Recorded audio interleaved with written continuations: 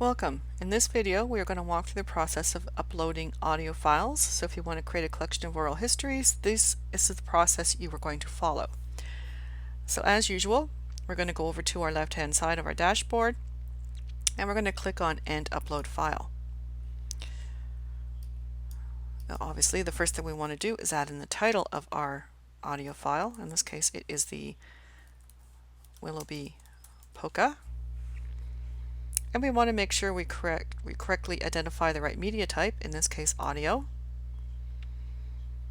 Now the first thing I'm going to do is add my hero shot, which is going to be a visual representation of my record. So I'm going to click on Thumb and Regular, and I'm going to go and find my little hero shot there. Upload it, click Continue, which will take us into our data management screen. And you can see this is the visual representation that will show to represent this record. So the next thing we're going to do is add our audio files. So we're going to go back into the file text screen and navigate down to associate another file with this record.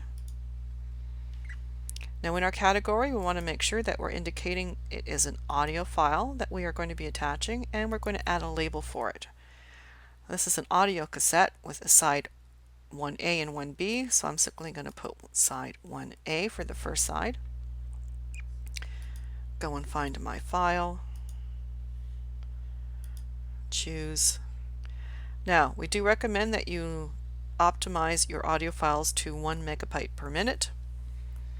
Of course you can upload larger ones. Just keep in mind that if you're uploading files more than 50 megabytes, it will take more time on your side for it to process, but will also affect the streaming speed and the buffering for your end user.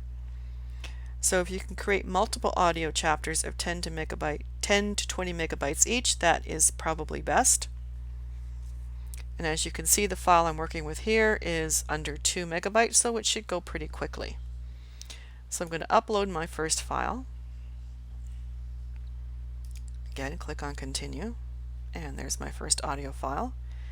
I'm going to go in and repeat the process, and I'm going to attach the second side. And this process will be the same for every file you are attaching. And remember to put in your label, side 1B in this instance. And let's go and find our file. Again, it's fairly small, under 2 megabytes. And start my upload. And then we are back into our screen, and there's side B. The next thing I'm going to do is add my transcriptions. So I'm going to go into my details edit, and you can see there's a label. You can obviously use this to go in and change the label if you wish at any point. And here is where I'm going to add my text, my transcription.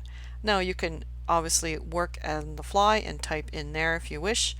However, it's probably easier to have this transcribed ahead of time, so you can just basically go and copy and paste. So I'm going to go over to my RTF file here where I have the lyrics, open it up, and I'm simply going to grab this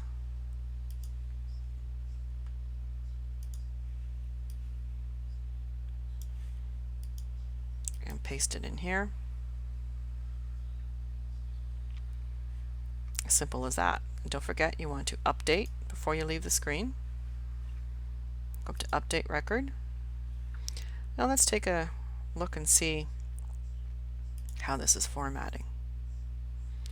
So you can see there's the hero shot, there's our sides 1A and B, and right now the little icon is indicating that I have it on side A, and there's my transcription.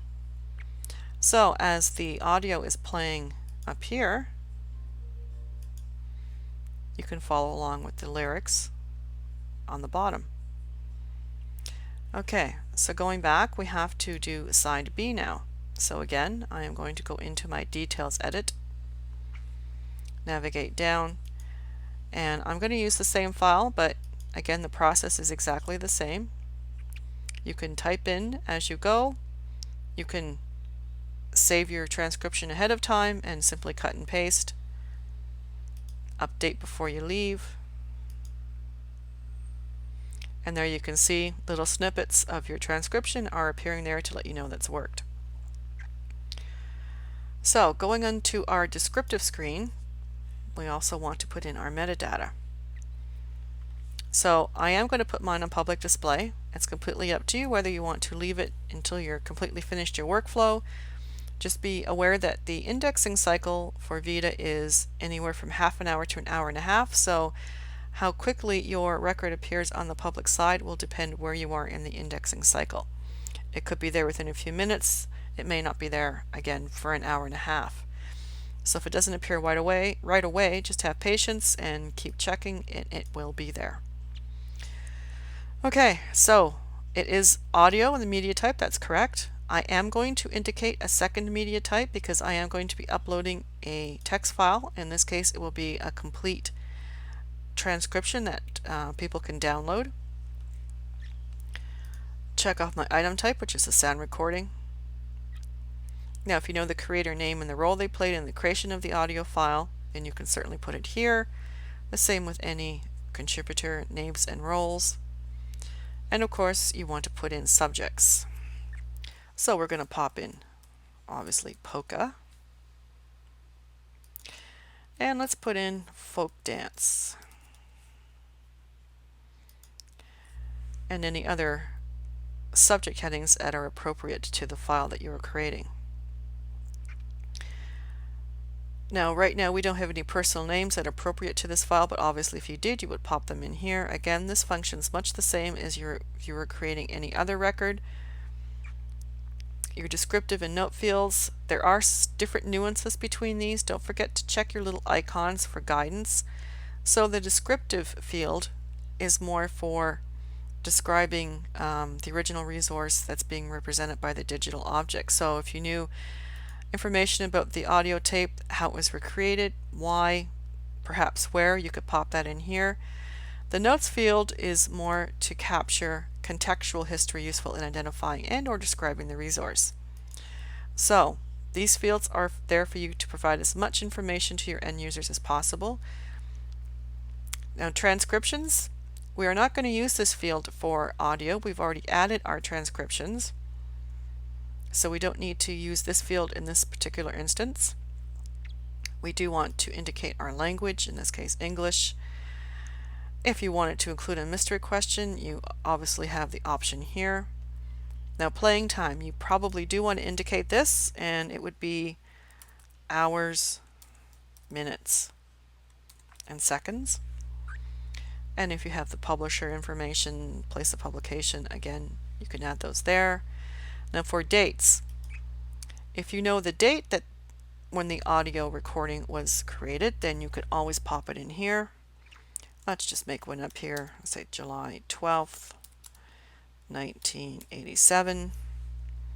And again, remember you want to commit your information that you just entered, so you update your record before you leave the screen. And let's take a look what we have so far. So we have things that we've added previously, and now you can see the metadata is starting to fill out. There's our subjects, your playing time. So basically what we're going to go and do is finish our workflow. So you can add geography. Mapping is always helpful. So you want to make sure you have your right constraints selected. So we're going to select Canada, our province, which is Ontario, and we're going to pop Willoughby in and see the little wheel should start spinning. There we are. So we have our audio cassette now geomapped. And remember, you can always preset your geolocations if you tend to work in the same areas. You set those up in the agency management, and we will be putting up a video on how to work through that as well. So the next workflow is the admin, where you would obviously put any administrative information that you need. A local identifier, unique number if you have assigned will be put there. Again, it's very helpful for people to really narrow down and find items in your collection quickly. It also helps in collection management. Any other information you may want to include, including any permissions and copyright information. So I think we know how to use those, so I'm not going to go through and add anything there. Groups. You do want to add it to a group. I think it's just good collection management practice. It helps you aggregate your different items. Useful for, again, managing your collection. It's also useful if you want to create virtual exhibits or slideshows, because you're going to be pulling your items from this group. So if you have them already set up, it saves a lot of time for your workflow. So I'm just going to go in and add this to my audio recordings. Again, I'm going to update. And the last is if I wanted to say link out, if I had a website, perhaps I wanted to link out to another collection. If you're working with a partner agency, you can always put the name of the agency or the name of the website, what have you, the URL. And you can also grab the URL for a thumb shot for a representation on your website. But we're not going to do that right now. I think that's pretty self-explanatory. And of course, there's the delete button. And there's all kinds of red flags to warn you, because if you do hit the delete button, it is scrubbed. It's not recoverable. You're going to have to basically recreate the record. So I think we have everything we want to put in this instance. The only thing left to do is load in our complete transcript. So I'm going to close this window, and we're going to go into our file text screen. Associate another file with this record. Now, in this instance, we're going to be adding a PDF, so we want to choose for our category text file. It's a text object. And you do want to include a label to let people know what it is that is linkable on your right navigation. Complete transcript.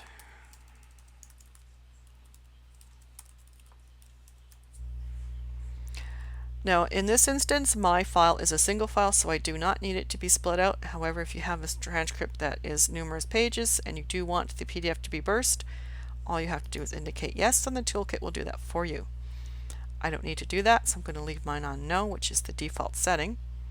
I'm going to go ahead and grab my file, which is on my desktop.